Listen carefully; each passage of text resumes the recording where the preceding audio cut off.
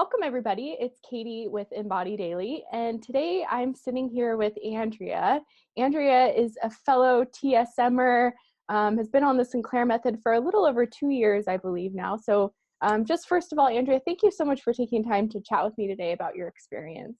You are welcome. I'm looking forward to it. Yes, and I'm familiar with you a little bit. You've been coming to some of the weekly meetings, so I know a little bit of your story, and I've been so eager to talk with you because I feel like you have such a unique perspective on the Sinclair Method, and your story can really help others. So I'm really looking forward to diving in and asking you some questions today. Okay.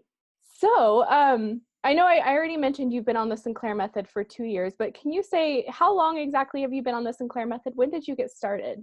I started November 26th or 25th of 2018. I started tracking my drinking 2 weeks before that, and I began on that day. Did you say 2018? No, 2016. 2016. Okay. 2016, yeah.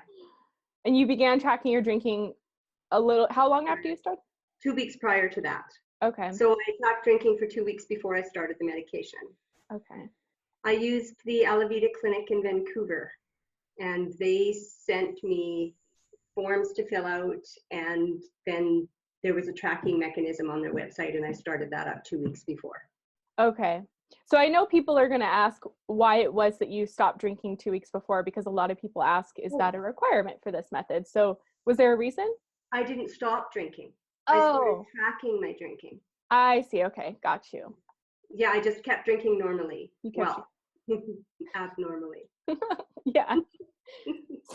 So what was your relationship to alcohol like before the Sinclair Method and really throughout your life?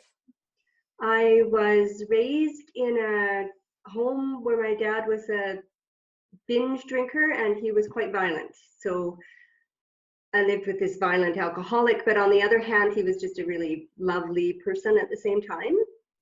Wow. You know, like a Jekyll and Hyde thing, actually. I remember seeing that movie and thinking, oh, that's my dad. And yeah. Wow. This potion, you drink the potion and you turn into an animal, right? So I had made a vow very early on that I wasn't going to be a drinker. It wasn't going to happen, and I wasn't going to marry an alcoholic. And of course I did. I married an alcoholic, and a violent one.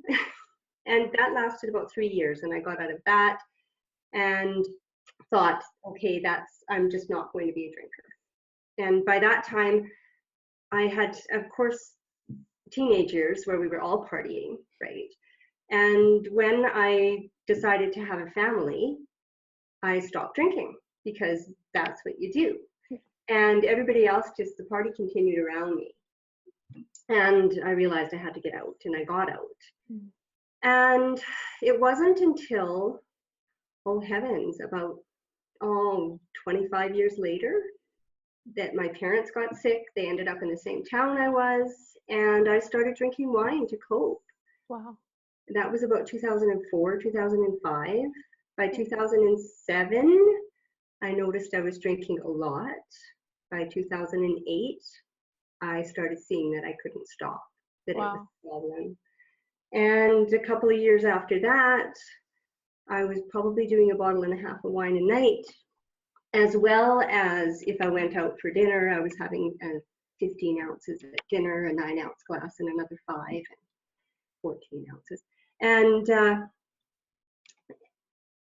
from that point until I found the Sinclair Method, I had been trying to stop. Wow. So there would be white knuckling and trying to stop, and then just drinking more, right? That's the way it works. Wow. So it was about, like, if I'm doing the math right, I don't know, about 15 years or maybe a little less where you were really like battling this? Yeah, about that. Wow. Well, it got bad in 2008. Oh, 2008. Okay. So 10 that I was battling it, but yeah, there'd be a few before that I was drinking and pretending it was okay. Yeah. Yeah, pretending it wasn't a problem. Yeah. So right before TSM, you were drinking a bottle and a half of wine or so a night. Was that kind of your peak and and even more, you were saying, when you went to restaurants? So that was kind of where it was at your worst? Yes. Wow. Well, it was about 50 drinks a week. Wow. when I started counting and seeing how much it was. I was telling myself that it was just a bottle of wine a night. I could sort of justify that. But once I started counting and realized how much it actually was, it was quite shocking. So how long after you started on the Sinclair Method did you begin to notice a decrease in your drinking? It was immediate. It was immediate. The decrease went from, I've written it down for you. I went from 50 drinks a week to 22 drinks a week. Wow. In the first week? In the first week. The change was dramatic. And we had that little meeting last week, and I'd mentioned that I hadn't had an alcohol-free day till about 8 weeks in, but I'm seeing here, I had my first alcohol-free day in my third week. Your third week, wow. Which doesn't mean I'd reached extinction, just means I'd had an alcohol-free day. My drinking went down drastically, and I was just thrilled. I still wanted it, and I still had cravings, but it, drastically decreased. Drastically decreased. Yeah, and I know a bit about your story, so I want to ask you about that because I know it took you a while to get to extinction and to the place where you were no longer craving. So can you tell us a bit about what that experience was like for you? Well, I always had it in the back of my head that even though I'd had alcohol-free days, I'm going to go and see my girlfriends this week, which means I'm going to get to have some wine. And I was really looking forward to that wine. And it's not so much just the wine, I was looking forward to the buzz, to the looseness and the giddiness. And that lasted right up until about a month and a half ago, when I finally had a drink and I went out with my husband to a restaurant, had my 9 ounces of wine, and came home and was intoxicated. And for the first time, I just didn't like it. I was just done. I'm done. And I feel that that's when I reached extinction. Okay. And that was 2 years and 3 months in, right? So. Can I ask, what was your drinking like? Because I know you drastically decreased to 20 some drinks a week within your first week. What was it like for you throughout the 2 years? I mean, I know that's a long time to kind of summarize, but can you describe your experience of drinking throughout the past couple of years? There's been probably at the most 5 or 6 drinks a week. Wow. In the past couple of years. It's been pretty steady. This past summer, I was creeping up. I was wanting it, but I thought that I could chop the tablets in half because I've made it this far. And I hadn't found the TSMers on the internet yet, sort of doing this all by myself. And I was really enjoying wine and wasn't drinking every day, but I was starting to get worried. And then I found the sites on Facebook, and I found your site and Claudia's site, and I'm back to 50 milligrams whenever I think of having a drink, and I'm fine. Wow. So we had company last night, and I had a glass of wine last night with my company. They all went out, and the drunk poured herself another glass of wine. I had to, right? That compulsion. And I poured this glass of wine, and there was dinner, so there was dinner dishes, and I poured it down the sink. Wow. Like, why have I done this? But that's still something that happens, that this compulsion to, everybody's gone, I've got to have a drink, right? Is so powerful and so strong, but also being able to pour it down the sink to the drink down the sink. Yeah, pour the drink down the sink. Yeah. Can we talk about what that experience was like? Because I think it's in moments like these where people can either decide to keep drinking, and that's where the habitual drinking issues can come in, or not and pour it down the sink like you did. So can you describe a little bit about what was going through your mind as you were pouring that other drink, and then you kind of were like, wait a second, what am I doing? Well, there's sort of the crazy that is saying, as they're getting ready to leave, I'm going to have a glass of wine when they go. I can have another glass of wine when they go. And that little voice is just telling me that I need to do that. I need to do that. And then the other little voice is saying, that's insane.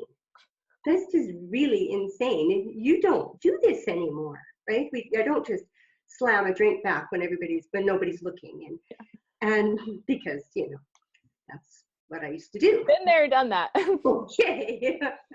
And so everybody left the house, and they were going out to some function I wasn't going to, and I popped the cork off the wine, and I poured myself a glass, and I put the wine back down, and as I'm putting the cork back in, I'm thinking, I don't do this anymore. And I looked at it, took it, and poured it down the sink. Like, that's enough. That's enough. So I went through that argument in my head the whole time, and I won. Yes. Yeah. And that experience, it was more of a compulsion, would you say, and not a craving, not like, oh, I shouldn't do this, I better pour it down the sink. It was more like, I don't even want this. Like, if we're going to maybe indulge in a second piece of cake, like, I don't even want it. Why would I do that? Is that what it was like? Exactly. It was just a compulsion. I didn't want it, but something in my sick little brain told me that I had to have it. And exactly, it was like a second piece of cake. I really don't want this. And Wow. And it is wonderful to have that. Whereas 2.5 years ago, I would have polished off that bottle and opened up the one that was on the counter, right? Because our guests brought 2 bottles, a white and a red, and I would have had both of them while they were out, and I would have been embarrassed, mortified. I would have hated myself. What a change, what a difference. Yes. It's magnificent. It really is. It's so empowering. It is. So now cry. Okay. There's a lot of crying that happens on this channel when I make videos. I cry all the time. I'm so just transformed by this method, and can't believe how powerful it is to really make that change for yourself. Can you describe what your experience was like drinking on naltrexone? Like, just because I know a lot of people are curious about, do you still get drunk? Do you still get the buzz? Is it still fun? And I know you mentioned briefly that you don't enjoy the intoxication as of recently. So what has the experience been like for you the past couple of years drinking in combination with being on the naltrexone? When I first started, during the interview with the physician at Alavida, she described what was going to happen. So I was ready for it, that I would feel the intoxication, but I wouldn't get the payoff. And that was the first thing that I noticed. My words start to slur very early on. So a glass of wine and I will start to slur my words. And I noticed that happening. And I noticed I reached for my wine glass and I missed it. It's like, oh, isn't that interesting? That just that physical intoxication that I couldn't, it took me 2 tries to get my wine glass. So I was ready for that and watching for it. I remember when I was about 4 months in, and I was still doing my 15 ounces when I went out. 14, I guess, 9 and 5. No, 9 and 6, 15. Mm-hmm. And we were going to get dessert at the Safeway on our way home, and I was slurring my words and I was woozy. And I said to my husband, is this what I'm like? Is this what this is like? Am I like this all the time if I drink? And he just chuckled and said, well, yeah, I got to see the intoxication without the payoff of the intoxication. So it's like a sober person watching a drunk person. Wow. And it's not pretty. It's just not pretty. Totally. So that was fascinating. And I loved it. I just loved that after I finished my 15 ounces at the restaurant, I didn't have to buy a bottle to take home. I loved that. So, yeah. So, yeah, the drinking is different. I always liked that buzz. I always liked that wooziness, a little bit of loosening up. Now I don't particularly like it. I don't like it. I find it uncomfortable. So, yeah, drinking is different. I don't find my social life any different. I've got a really strong group of friends. I'm really lucky. A really strong group of women. And they knew that I had a problem. And when I announced that I was going to go and start treatment to change this problem, they were incredibly, not incredibly, they were amazingly supportive. They were fantastic. And they noticed right away. We went out to dinner, and I usually do my, my 15 ounces. And my friend looked up at me and said, "I'm proud of you, my friend. You're not even done your first glass yet." And I hadn't even noticed that I wasn't done my first glass yet. So it's pretty amazing. Yeah. So you mentioned that you don't like the intoxication now, and you notice it more like a sober person watching a drunk person. Was it always that way for you throughout the whole method, or did it get gradually more so like that? Gradually more so, probably from about 4 or 5 weeks in. Mhm. Maybe 6. Yeah, I can relate to that too, where early on I still had a lot of fun and felt empowered being able to have a couple drinks, could enjoy it a little bit, but then throughout I was just like, I hate this feeling. And I think in a meeting you were like, wait, a couple of weeks back we had a meeting, you're like, oh, now I have to wait for this to go away. Like, why did I? Exactly. Now it's going to be 2 hours, and that was the feeling. I ruined my evening. I completely ruined my evening. I've got stuff to do, things to read, Wow. and I'm just going to sit here and be smashed, and I didn't like it. Wow. And not smashed, but Yeah, intoxicated. Had you tried other approaches to try to cut back or quit before? And what was that like for you before you found the Sinclair method? I had tried just white knuckling by myself. Mm-hmm. I had finally broken down and gone to AA meetings, and I hated that. This is a really small town. And I just felt there was no privacy, for one. And I was already ashamed enough. Mm-hmm. I didn't want to be any more ashamed of being, out of control. I don't want to say anything negative about AA because, my sister has been there for 20 years and it is saved her life. So, but it certainly wasn't for me. And after my 4th meeting, because I went to 4 in a row every night because that's what you're supposed to do, I stopped on the way home, got myself a bottle of wine. We were at square one again, and I was just so sad and so dejected. So dejected. And so that's what I tried. And it didn't work for any length of time, it sounds like. That was 4 days. Wow. Yeah. So what is your drinking like now that you're over 2 years on the Sinclair method? I will have between 0 and 4 drinks a week. Wow. I've downloaded Claudia's the C3 drink tracker 5 weeks ago. I've had 1 alcohol-free week, and I've done anywhere between 2 and 4 drinks. Wow. Last night our company came, and I had a glass of wine mostly because she didn't want to drink alone. She said, "Are you having one?" So, yeah, twist my rubber arm. I poured myself a glass of wine with her, and they came home after the function that they had gone to, and she poured another glass of wine. I poured one and I didn't drink it. Oh. I sort of sipped it. Yeah. And then I poured myself a glass of water and just left it on the table. Wow. So, and then I poured the rest of that down the sink as well. If we go out to dinner, sometimes I'll have a glass of wine, sometimes I won't. And it's not wine so much I want anymore. Mm-hmm. There's almost a freedom that I can try other stuff because I don't like how quickly I get intoxicated with wine since a few weeks back, so whenever that was. We have a lovely little restaurant in town. I'd give it a plug, but Go for it. You'll have to eat at the Hideout because it is incredible, absolutely incredible. And it's a brew pub as well. And Heidi is a chef. There are 4 chefs on staff. The food is magnificent. But I was able to have a beer. They craft their own beer, and I didn't finish my glass of beer either. I left it on the table. That is a miracle. Yes. That is a miracle. It really is.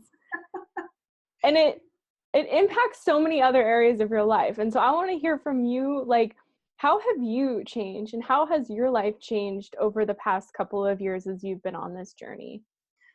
Oh, I have self-respect. Mm. I have grown so much. I retired last June, so I'm not working now, which is, I highly recommend it. It's lovely. It's great.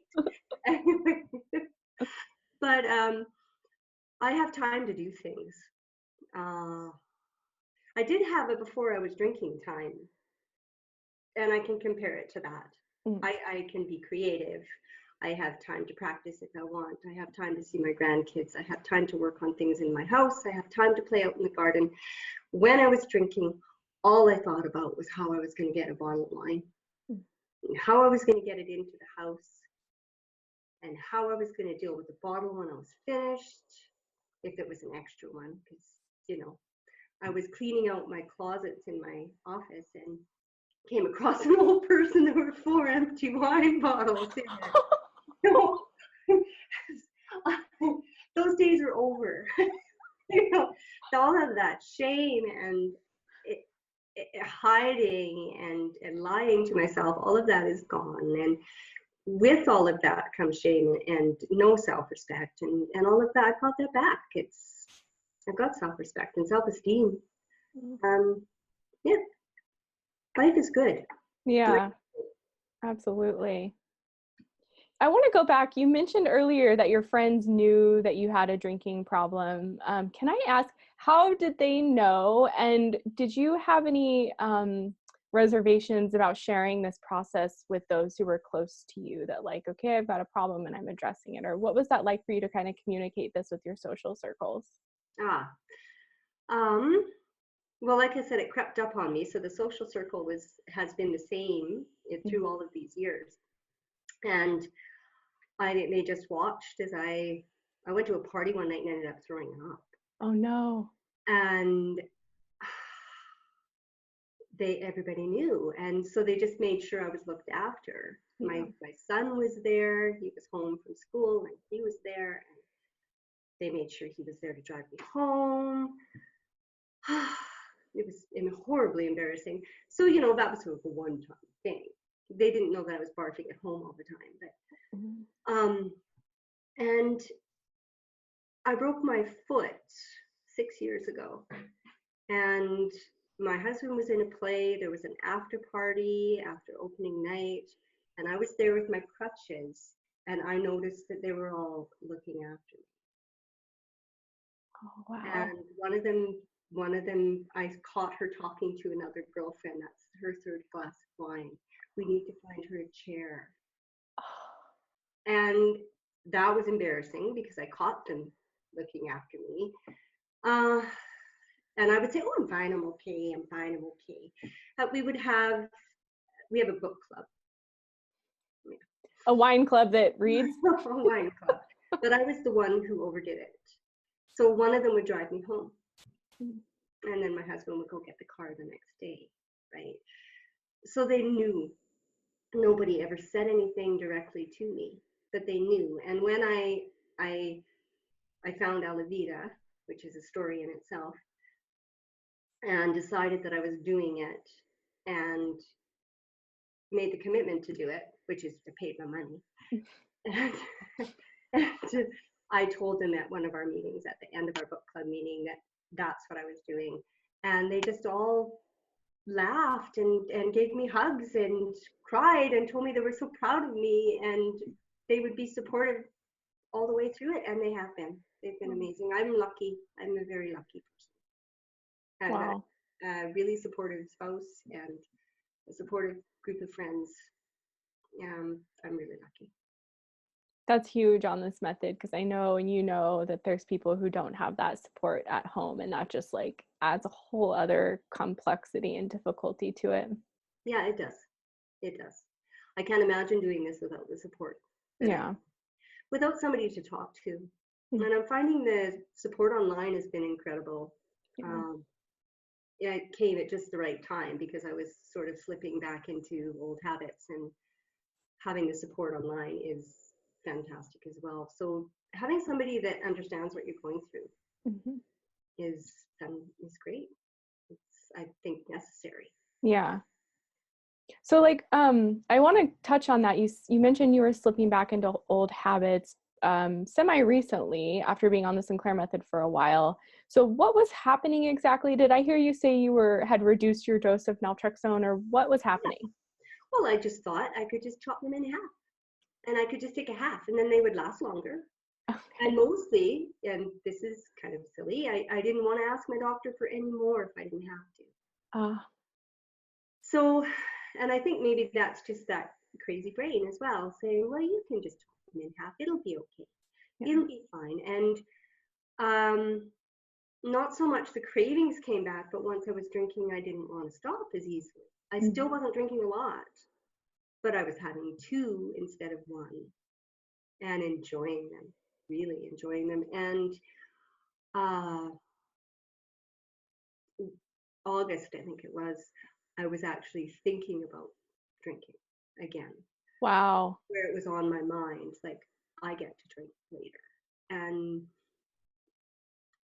then a wonderful and awful thing happened. I fell and whacked my head. Not because I was in a hot tub and I leaned backwards and there was no decking behind me. So I got quite a nasty concussion. So any thought of drinking that I had was gone. I had to heal. So wow. It was kind of a blessing in disguise. And So then I found online family, and this is an important point, I think, for anyone who's watching, that there's obviously a difference, and everyone's different, but the 50 milligram dose is really important. I know people come to me often and say, is low dose naltrexone the same? Do I have to take 50? And while everyone's different, this is just an example of why 50 is necessary, 50 milligrams. Oh, absolutely, 50 is necessary. Yeah. And since then, I have tried 25 again, and there's a difference. It's a huge difference. And so, yeah, no 25, 50. Did you have any side effects to the medication? No, not at all. You were lucky on that too. Yeah. I didn't know you were supposed to eat with it until I started coming to the little meetings online. Yeah. No, not a single side effect. Wow. I was just so happy to have found it. I wouldn't have cared. Exactly. And yeah, same here. I was like, the benefits far outweigh any like side effects I had. So yeah, definitely. Yeah. So is there anything that surprised you about the Sinclair method, good or bad? No. I had read about it beforehand. By the time I found the help, I knew what to expect. Mm-hmm. And I would have been surprised if it didn't work. I was desperate. And my first doctor, I had an older doctor, she was retiring. I had read the Atlantic article, and I went to her and asked her for this, and she freaked. What? She told me that if you are drinking that much, I am not going to treat you for anything until you get this drinking under control, and I will not give you this drug. You will not get this drug. And I was devastated. That makes me want to cry, just putting myself in that experience. And I came home because I told my husband that I was doing this. I was going to tell my doctor because I'm not really proactive that way. And I came home. I was devastated, and I was crying. Do I have to die? Because my brother died of this, and do I have to die? And so I thought, I'm getting this drug. I don't know how, but I'm getting it. And it came through my Facebook feed, this Alavida Clinic. I heard an interview on CBC Radio as well with the director of the Alavida Clinic. I can't remember her name. And then I saw this came through my Facebook feed, came to 2 or 3 times. I wonder how they knew that. Internet savvy in that way. I was just sending it out there. And I called them up and did it. So by the time I did it, I was ready, and I wouldn't have been surprised. I was waiting for this. This was going to happen. And I think I mentioned in the meeting last week that I'm stubborn and I'm the baby of the family and I get what I want. And I wanted this. Yes. Kind of nasty to say, but it's the truth. Yeah. Can I ask, because you were spending so much time drinking before the Sinclair Method and now you drink so infrequently, was there a challenge at all for you to kind of like fill your time or find other things that were fulfilling to you? And if so, how did you kind of navigate that? Yes, there was a challenge. Alavita gives you Oh, what's that? that is a chart, and you fill it out every day online, and there is your goal for the day, so that obsession that you have over drinking is looked after. So the first thing you do is say, how much am I going to drink today? So that whole thought process of how am I going to get the wine and is it going to come in the house and is done. I'm going to have 4 drinks today or whatever. Yeah. And then how many do you actually drink? What was your craving level? And what were you doing when you were drinking? What were the triggers? What were your emotions? And then it moves on to what can you do so you don't want to drink? So what kind of protections are you going to put in place? What are you going to do instead?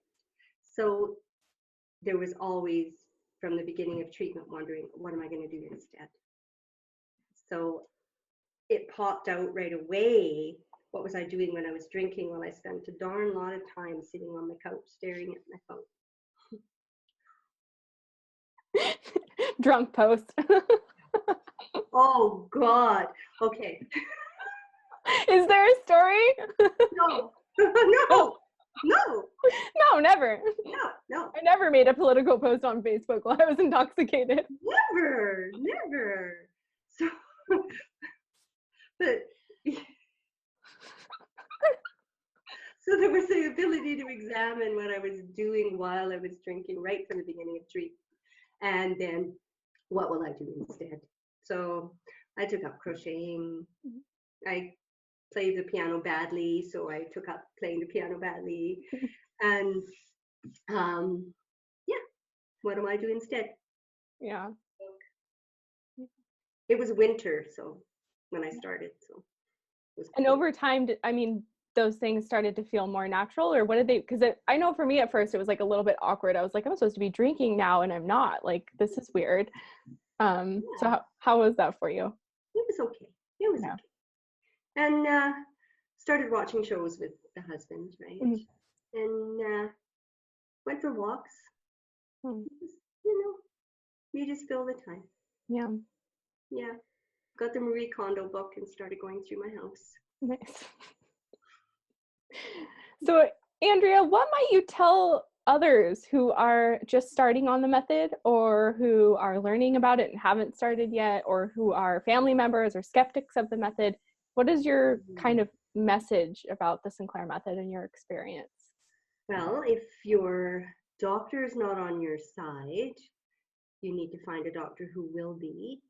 It's pretty tricky where we are. There's a shortage of doctors and you can't just switch doctors. So there's the 3C site that has the doctors that you can phone. Take advantage of that.